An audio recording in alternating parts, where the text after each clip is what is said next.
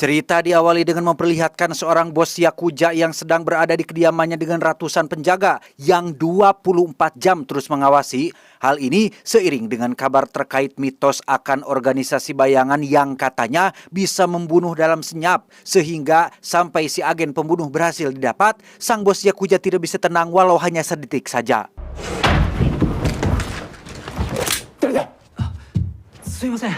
Dan ya, si bos pun sempat ngejengkang saat anak buahnya membawa seorang wanita musisi yang datang untuk menghiburnya, di mana si bos langsung menyuruh semua penjaga untuk keluar sebentar, yang hal ini adalah suatu kesalahan besar karena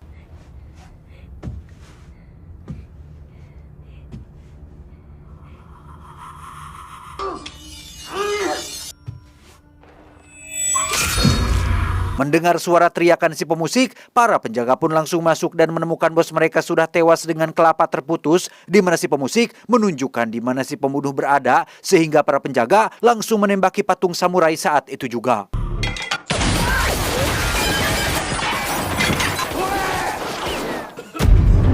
Dan ya, si pembunuh pun muncul tepat di tengah-tengah mereka semua, di mana ini akan menjadi awal dari kebrutalan tingkat tinggi, dan inilah yang terjadi.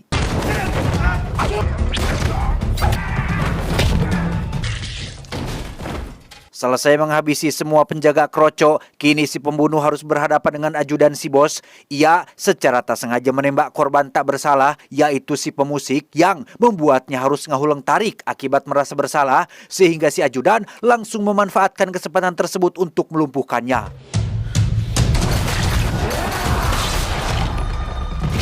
Si ajudan langsung membuka topengnya dan alangkah terkejutnya dia saat menyadari jika itu adalah seorang perempuan. Tak lama lampu pun padam, bukan karena habis token tetapi karena memang sudah disabotase oleh seseorang, yaitu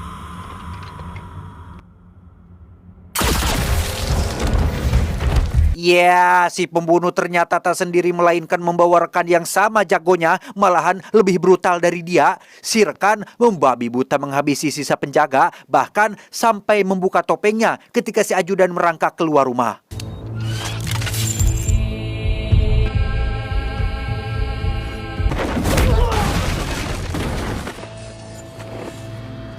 Setelah menghabisi semua orang sampai tak tersisa, si rekan yang sama-sama perempuan pun langsung membangunkan si agen pertama yang ternyata hanya pingsan saja.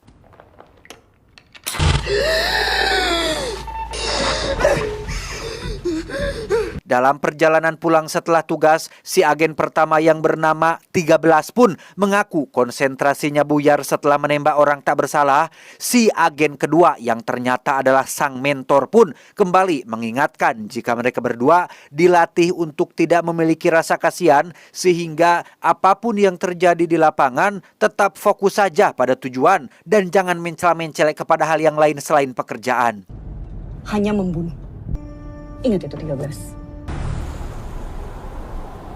Setibanya di Jakarta, Indonesia, 13 langsung dibebas tugaskan untuk sementara waktu. Ia disuruh kembali pada kehidupan normal dengan tetap menjaga identitas dan pekerjaan aslinya. Disinilah agen 13 sekarang tinggal di sebuah rumah susun yang kumuh yang berada di pinggiran kota Jakarta. Ia rutin meminum pil yang diberikan oleh organisasi bayangan untuk menekan rasa sakit di kepala. Perlu Anda ketahui, agen 13 bukanlah satu-satunya agen pembunuh bayaran dalam organisasi ini. Masih ada banyak agen lain yang tersebar di seluruh dunia. Mereka dibuat lupa dengan masa lalu dan nama aslinya, sehingga tak heran jika agen 13 sering sakit kepala akibat dari cuci otak yang ia alami sejak masih kanak-kanak.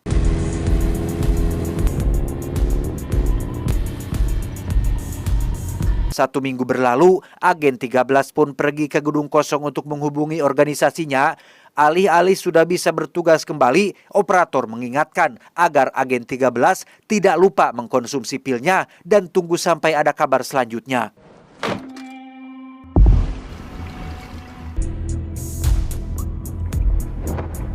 Saat sedang menaiki tangga menuju kamarnya, agen 13 tak sengaja melihat seorang bocah yang sedang membantu ibunya yang terjatuh akibat mabuk cule. Meski hati nuraninya tergerak untuk membantu, agen 13 mencoba mengabaikannya karena tidak ingin masuk terlalu jauh dalam kehidupan orang di sekitarnya.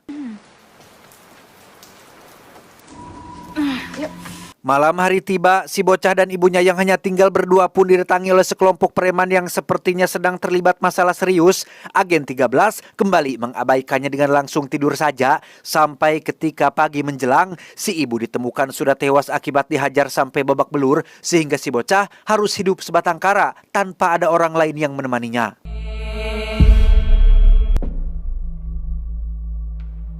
Saat agen 13 sedang makan bakso di warung, si bocah yang bernama Monji pun meminta siksa makanan yang tidak habis. Disitulah mereka berdua berkenalan dan mulai menceritakan tentang penyebab kematian si ibu yang ada hubungannya dengan seseorang bernama Haga. Entah siapa si Haga-Haga ini, agen 13 yang ingin menghibur Monji pun mengajak dia berkeliling menggunakan sepeda motor dan itu cukup ngabang balerkeun kesedihannya. Makasih ya, Kak. Keesokan paginya sehabis mandi, agen 13 mendapat pesan terima kasih dari Monji melalui secari kertas, di mana saat agen 13 akan menemuinya, Monji sudah tidak ada di kamar dan justru ada seseorang yang datang ke sana untuk menemuinya. Dia bernama Jackie, orang suruhan Haga yang diutus untuk mencari sesuatu di rumah Monji yang ternyata adalah narkoba dan sejumlah uang yang telah dicuri oleh ibunya.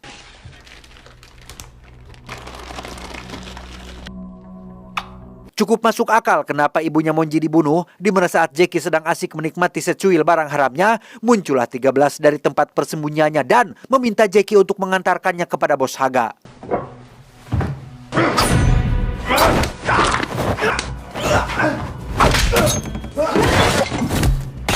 Di mana Monji? Bawa aku ke dia. Ke siapa? Kagak. Ayo cepat. Dalam perjalanan menuju ke tempat Haga, agen 13 pun meminta Jackie untuk menceritakan siapa Haga dan apa pekerjaannya. Jackie langsung menunjukkan baliho paslon Cagup dan Cawagup yang merupakan bapak dan anak yang tiada lain adalah orang di balik Haga yang menguasai bisnis narkoba dan beberapa tempat hiburan di Jakarta. Polisi? Polisi. Ini Jakarta, Neng.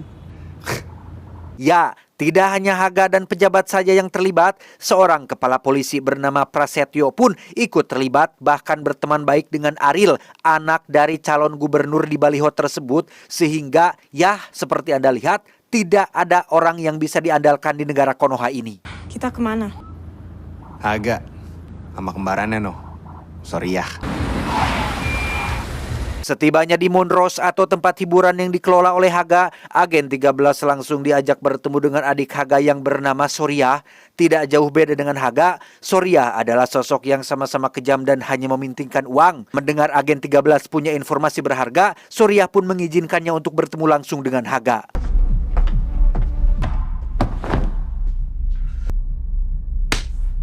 Nama Cici. Sorry ya, maaf. Bos Aga di mana ya? Awas kalau infonya nggak penting.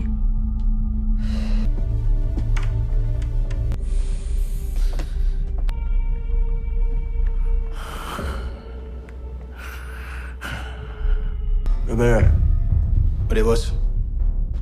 Udah gua amanin tempatnya si Astri. Muka lo. Lo pakai barang gua. Kagak, bos. Itu emang mau gua kasih ke lu. Cek. Dia bawa cewek ke sini. Katanya buat kamu. Saat Jackie menemui Haga dan meninggalkan agen 13 di ruang pengawas, 13 langsung memeriksa rekaman CCTV yang memperlihatkan Monji pernah dibawa ke tempat ini, sehingga tak buang waktu lagi, agen 13 langsung nyerenteng ke ruangan Haga, menghantam Sorya sampai pingsan dan melakukan duel 1 lawan 1 dengan Haga. Sumpah bos, gua kagak tahu. Tiba-tiba muncul aja nih. Mana Monji?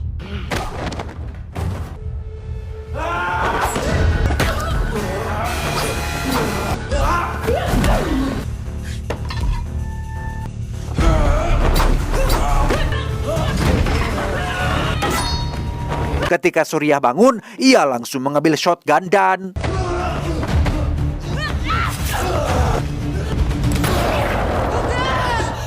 ya, Haga pun mati ditembak oleh adik sendiri, di mana saat Sorya kabur untuk memanggil para penjaga, agen 13 menyuruh Jackie untuk bawa sekalian gadis yang sedang mabuk parah. Namun sesampainya mereka di lorong, para penjaga sudah menunggu 13 di sana sehingga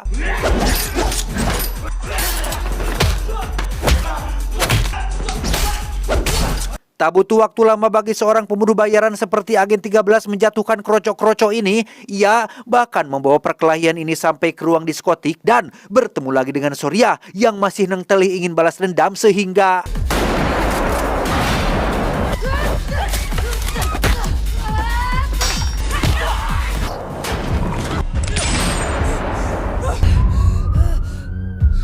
saat terdengar suara sirene mobil polisi, keributan pun langsung bubar dengan agen 13 dan Jackie yang langsung pergi. Jackie meninggalkan gadis Elsie di samping jalan dan langsung cabut meninggalkan tempat tersebut.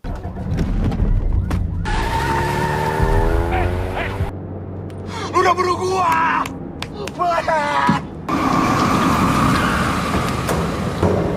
Sini lo.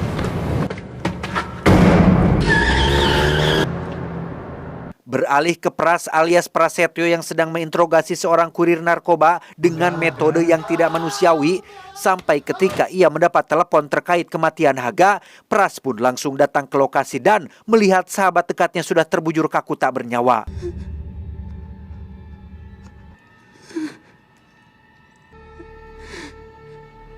Pras langsung menghubungi Ariel untuk memberitahu tentang kematian Haga. Dan inilah sosok Ariel, sang calon wakil gubernur dengan pasangannya yang merupakan bapaknya sendiri.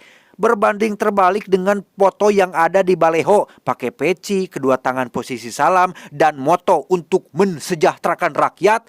Faktanya di balik itu semua, Ariel dan bapaknya adalah sosok yang sangat kejam, korupsi, jahat, tidak manusiawi. Bahkan biaya kampanye yang mereka gunakan adalah bersumber dari bisnis kotor mereka.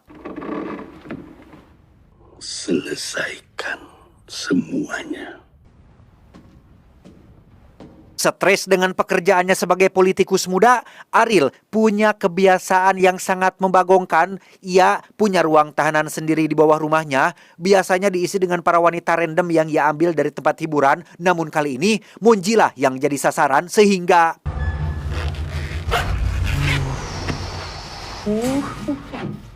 beralih ke Pras bersama anak buah polisinya yang akan melakukan pekerjaan di luar atribut mereka. Dengan berpenampilan layaknya penjahat, Pras dan anak buah pun mendatangi kediaman Jackie yang tengah bersama neneknya yang sedang sakit untuk mencari tahu siapa dan di mana agen 13 saat ini berada.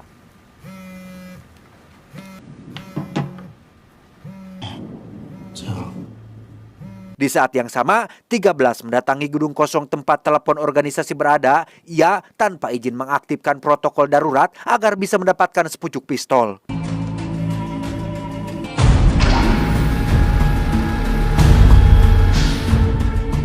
Jackie sendiri terlihat sedang berada di rumahnya merawat neneknya yang sedang sakit keras. Sampai akhirnya muncullah Jackie dan pasukan yang datang untuk mencari tahu di mana 13 berada. Di mana, Jack? Bang. Jackie mengaku langsung berpisah setelah pergi meninggalkan klub Monrose. Ia terus meyakinkannya jika dirinya tidak ada hubungannya dengan agen 13, di mana suara tembakan tiba-tiba terdengar di luar rumah yang ketika satu anak buahnya disuruh memeriksa, tiba-tiba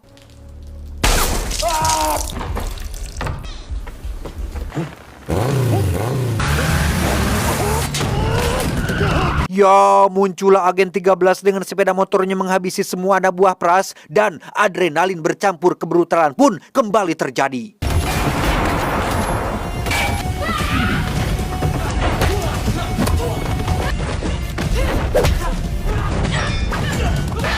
Selesai dengan para kroco-kroco, agen 13 pun langsung menghampiri Prasetyo yang tidak bisa bertarung sama sekali. Ketika agen 13 sedang menginterogasinya, Jackie tiba-tiba menyergap agen 13 dari belakang sehingga Prasetyo berhasil melarikan diri.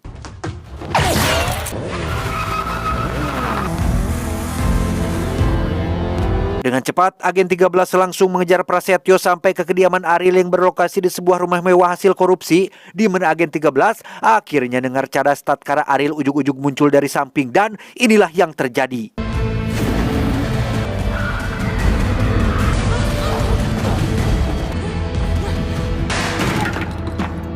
Prasetyo yang masih marah pun sempat akan menghabisi agen 13, namun berhasil dicegah oleh Ariel yang ingin memberitahu dulu bapaknya, di mana saat Pras sedang nyungur tepat di telinga agen 13, tiba-tiba Aku akan sangat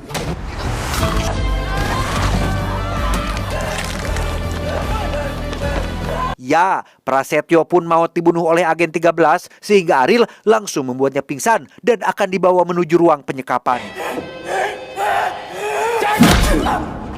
Sejenak kita tinggalkan dulu urusan di Jakarta dan beralih ke hutan di Kamboja ketika si mentor sedang dalam misi memburu targetnya. Di mana saat si mentor sedang terancam, tiba-tiba saja muncul agen lain yang langsung meremas kepala si musuh.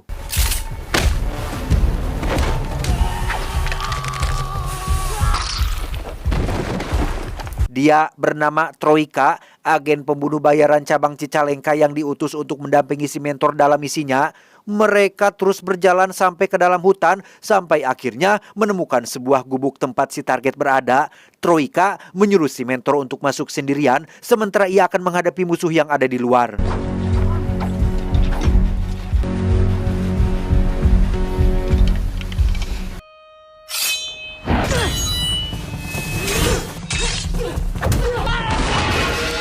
Dan ya, entah siapa target mereka, namun dari cara bertarungnya, si target jelas adalah orang yang sangat terlatih dan perkelahian pun tak terelakkan lagi.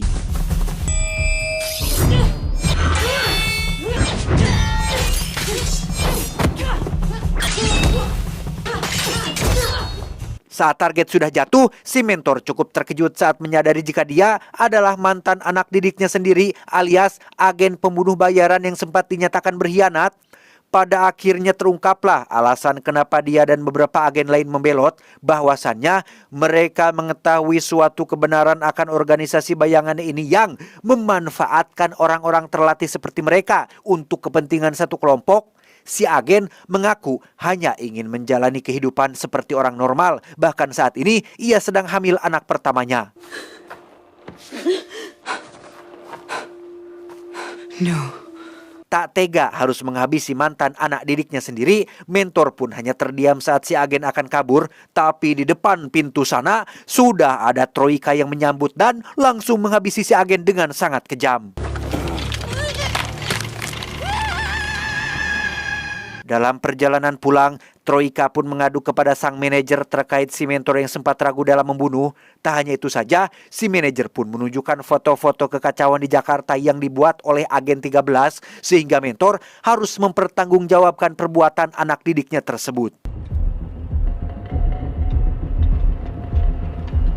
Kembali ke agen 13 yang sedang disekap di ruang bawah tanah, masih dengan fashionnya dan topeng ciri khasnya, Ariel menyiksa agen 13 dengan penuh kemarahan, di mana saat Ariel akan menghabisinya, tiba-tiba ya, Bapak muncul dan langsung memarahi Ariel atas ketidakbejusannya yang menyebabkan Haga dan Prasetyo mati. Dengan fakta bahwa mereka masih butuh biaya besar untuk kampanye, maka transaksi jual beli narkoba dengan seseorang bernama Kabil harus tetap dilanjutkan. Bapak melihat potensi besar dalam diri agen 13. Jika saja puluhan aparat dan anak buah Haga bisa ia habisi sendirian, maka tak sulit bagi 13 untuk menghadapi si Kabil dan pasukannya. Sehingga nanti saat transaksi, mereka bisa mendapatkan uang tersebut sekaligus barang yang akan tetap menjadi milik mereka. Begitu Papa jadi gubernur, Pras dan Haga yang lain bisa kamu dapatkan. Saya orangnya adil. Kamu mau anak itu, saya mau jasa kamu. Tapi kan masa anak gubernur kayak gini. Tak lama setelah Bapak pergi, mereka pun memasukkan Jackie dan Monji yang sudah dalam kondisi benar-benar, ya ampun, sangat babak belur dan wajahnya hampir tidak bisa dikenali. Wajahnya kami sensor ya agar tidak dolar kuning, saking parahnya kondisi si Monji ini. Agen 13 hanya bisa sabar dan menahan amarah sampai waktunya nanti tiba. Singkat cerita, malam transaksi pun tiba. Dengan membawa serta Monji dan Jackie, agen 13 pun dipaksa untuk maju membawa tas berisi barangnya. Setelah uang sudah di tangan Ariel dan barangnya dibawa si Kabil, Jackie yang berada di dalam mobil bersama si bapak pun melihat kondisi Monji sudah sekarat dan akhirnya meninggal dunia di tempat. Sehingga dengan fakta bahwa tak ada alasan lagi untuk 13 menuruti perintah si bapak, Jackie pun langsung melakukan pemberontakan dan berteriak memberitahu 13 tentang kematian si Monji. Monji mati! Monji mati! Monji mati! Menyadari si Bapak dan Aril akan mengkhianati kesepakatan, Qabil pun langsung mengerahkan pasukannya untuk menembak dan inilah yang terjadi.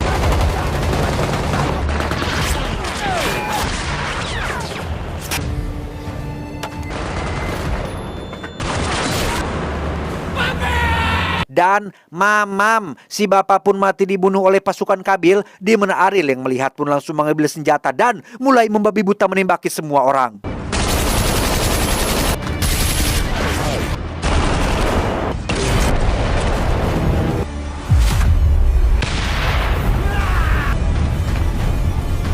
Selesai dengan para pasukan, Aril pun loncat ke atas mobil dan memakai topeng kebesarannya. Ia menghabisi Qabil dengan penuh kemarahan dan berteriak memanggil nama agen 13.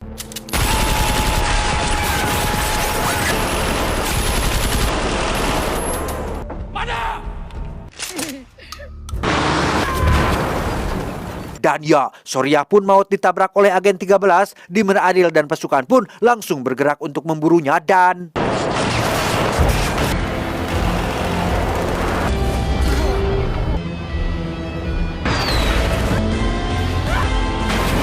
Kini yang tersisa hanyalah Aril dan agen 13. Dengan kemampuan 13 yang sudah terbiasa membunuh orang, jelas Aril yang hanya seorang politikus muda yang punya skill ngabacot dan ngumpet di ketiak Bapak pun tak mampu melakukan banyak dan seperti inilah akhir hayatnya.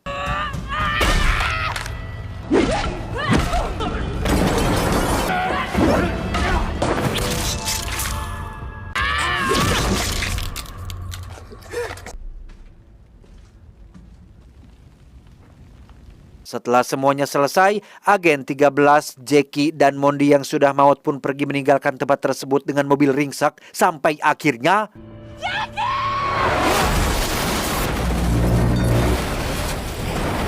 Ya, disinilah mereka berdua sekarang disekap oleh si manajer dan mentor yang akan mengeksekusinya sebagai bagian dari protokol yang ketika si mentor akan melakukannya, Jackie tiba-tiba mendorongnya dari belakang dan...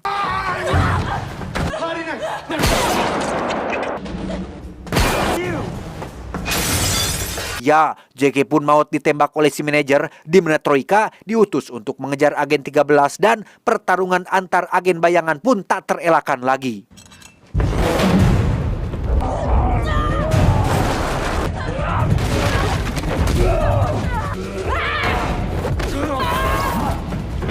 Tak butuh waktu lama bagi agen 13 untuk menghabisi Troika, si mentor langsung turun tangan untuk menghadapinya. Berlokasi di dalam kabin pesawat yang sedang diam, mereka berdua pun melakukan pertarungan epik yang sangat rawan sekali untuk menjadikan video ini dolar kuning.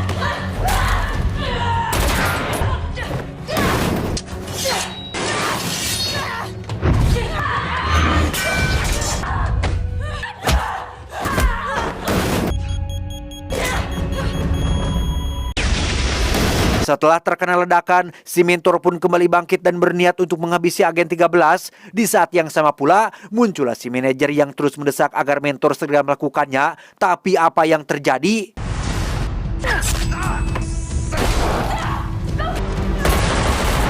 Setelah si manajer maut dan si mentor sedang sakaratul maut, agen 13 pun diberitahu tentang nama aslinya, yaitu... Nomi bangun, Nomi! Ya, ternyata si mentor adalah ibu kandung agen 13 alias Nomi yang sejak kecil dididik dan dilatih sebagai pembunuh. Benar kata si agen hamil yang ada di hutan Kamboja, organisasi bayangan hanya memanfaatkan mereka semua, para agen, untuk melakukan perintah tanpa bisa kembali ke kehidupan normal mereka lagi. Terakhir, kita akan melihat 13 alias Nomi sedang menguburkan ibunya di pemakaman umum, di mana sepasukan agen bayangan pun tiba-tiba muncul, yang ternyata itu adalah agen pemula bernama agen 14, yang jika dia menghabisi Nomi, maka peringkatnya akan naik menjadi agen 13, tetapi...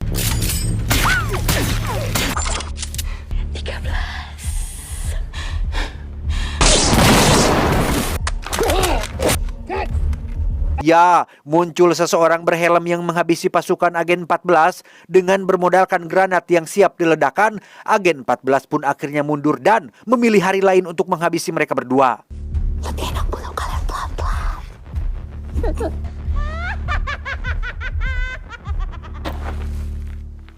Dia baru permulaan.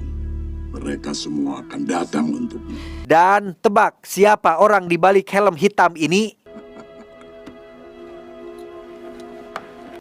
Kang Yayan, ya, beliau bernama Master Burai, agen senior sekaligus mentor ibunya Nomi. Sama seperti para agen pembelot yang sudah mengetahui kebusukan organisasi bayangan, Master Burai mengajak Nomi untuk bekerja sama dan adrenalin sesungguhnya baru akan dimulai.